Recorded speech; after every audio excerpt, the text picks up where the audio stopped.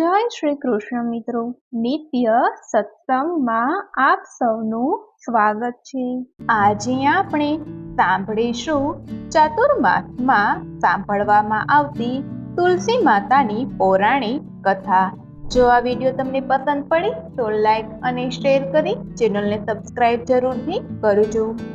સનાતન હિન્દુ ધર્મમાં ઘરે ઘરે તુલસીજીની પૂજા કરવામાં આવે છે। આની પાછળ ધાર્મિક કારણ છે, તે ઉપરાંત વૈજ્ઞાનિક કારણ પણ છે। તુલસી એ એક સકારાત્મક છોડ છે। એવું કહેવામાં આવે છે કે તુલસીજીનો છોડ ઘરમાં રાખવાથી અને તેની પૂજા કરવાથી ઘરમાંથી વાસ્તુ દોષ દૂર થાય છે તથા નકારાત્મકતા પણ દૂર થાય છે, સાથે જ માં લક્ષ્મીની કૃપા પણ પ્રાપ્ત થાય છે। આ ચાતુર્માસ દરમિયાન કાર્તક માસમાં ભગવાન શાલિગ્રામ અને તુલસીજીના વિવાહ કરવામાં આવે છે। એવું કહેવામાં આવે છે કે જે ઘરમાં તુલસીજી હોય ત્યાં ભગવાન વિષ્ણુનો વાસ હોય છે। આ ઉપરાંત ભગવાન વિષ્ણુની કોઈ પણ પૂજા તુલસી પત્ર અર્પણ કર્યા વગર પૂર્ણ થતી નથી।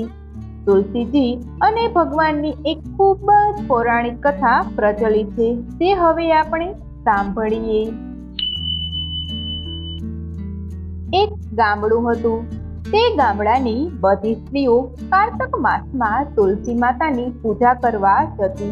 બધી જ સ્ત્રીઓ તો પૂજા કરીને આવતી, પણ એક વૃદ્ધ માળી આવીને બોલતા, હે તુલસી માતા સતકે દાતા, मैं बिलड़ा सींचू तेरा तू कर निस्तार मेरा।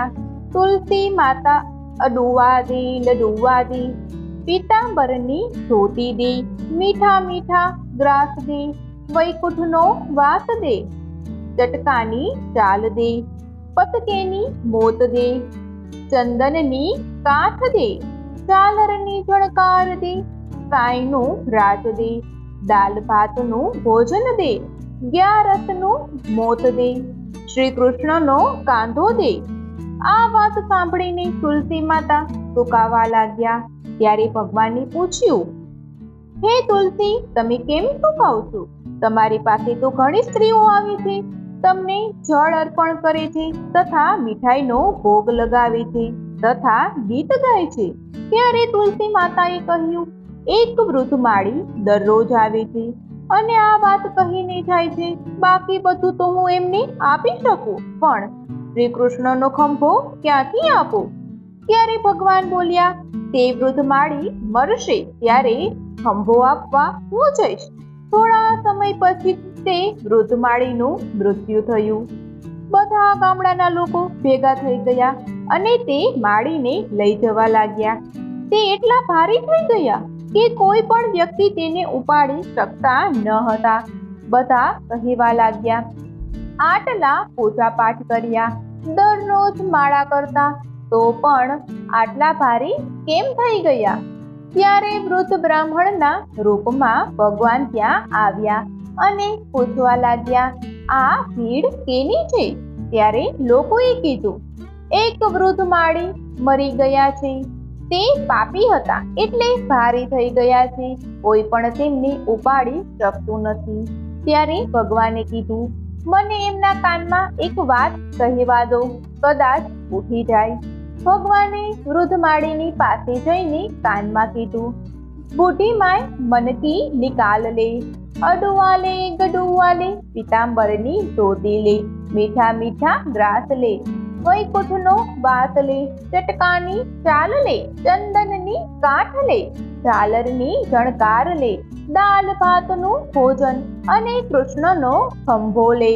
આ સાંભળવાથી તે વૃદ્ધ માળીનું શરીર હલકું થઈ ગયું। ભગવાન તેમને તેમના ખંભા પર લઈ ગયા અને તે વૃદ્ધ માળીને મુક્તિ મળી ગઈ।